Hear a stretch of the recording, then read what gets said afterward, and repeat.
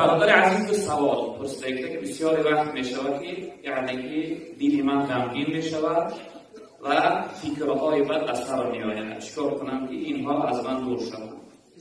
البته وقتی که انسان دل غمگین شد، ناراحت شد، دل چقدر یعنی بیخود شد، یگانه دوا و تبابت برای آرامی بخشیدن دل ذکر یاد خدا است. الا بذکر الله تطمئن القلوب. رب العالمین میگه فقط ذکر یاد خدا دل شما را آرامی بخشد. آرامی بخشنده دلها فقط ذکر یاد خدا. والله قسم نه موسیقی های، نه طربخانه های، نه اون جاهایی که عیش عشقی که امروز دارنده ها میرود. اون آرامی که انسان از ذکر، اون حلاوت و لذت و راحتی که انسان از ذکر میکنه، از خود میکنه، اونها را از دیگر پیدا کرده میشه. و این خاطر برادر عزیز بزرگوار حرکت داشته باش. وقتی که دل غمگین شد، البته غمگین شدن دلها از روی چی میشه؟ از روی نشیدن کار یا یگان قرضداری یا اینکه یگان ناراحتی وقتی در حیات میاد، البته دل انسان غمگین میشه. و این خاطر زیادتر ذکر داشته باش. بعضی بزرگا و لطیفه قلب میگن یعنی ذکر بدیل گفتار، یعنی با دلم کلمه سبحان الله الحمدلله لا اله الا الله اینها را با دلم گفتار داشته باشه، ان شاء الله که دلهای شما روشن میشن و فکرهای بد وقتی که در سر آمد داره در حال استغفار کنید، استغفر الله بگید، از خداوند طلب مغفرت کنید که خداوند فکری بد از یعنی فکر شما از سر شما دور بگرداند. رسول اکرم صلی الله علیه و سلم برای ما یک سری تعلیم دادن. البته این درباره دل است برادران عزیز.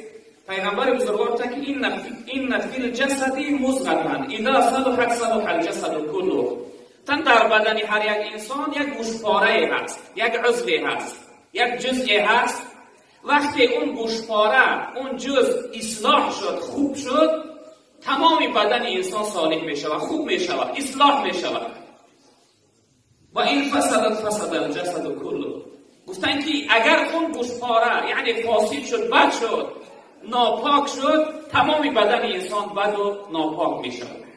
جناب پیغمبر این چه الا و هی القلب. یعنی شما بودید این دل است.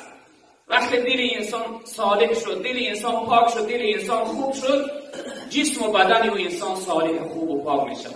اما اگر یعنی که قلب انسان پاک و خوب نشد برادران، یعنی در فکر در دل دائم همین نیت بد کردی و قصد بد کردی و چیزهای بد محبت شدن در دل جا کردی، البته جسم و بدن طرف فاسد میکنه، بد میکنه، ناپاک میکنه، ناراحت و پریشان میکنه. به این خاطر برای انسان قلب سلیم، در آیت قرآن رب العالمین میگه یوم لا ینفع المال ولا بنین ولا بنون الا من اتى الله بقلب سلیم. روز قیامت روزی هست که اون روز نه مال و نه فرزند برای انسان فایده بخشیده نمیتونه، مگر اینکه انسان اون روز بدین پاکیزه، بدین خالی از یعنی شرک و کفر و نفاق و فسق و بدی ها رفته باشه.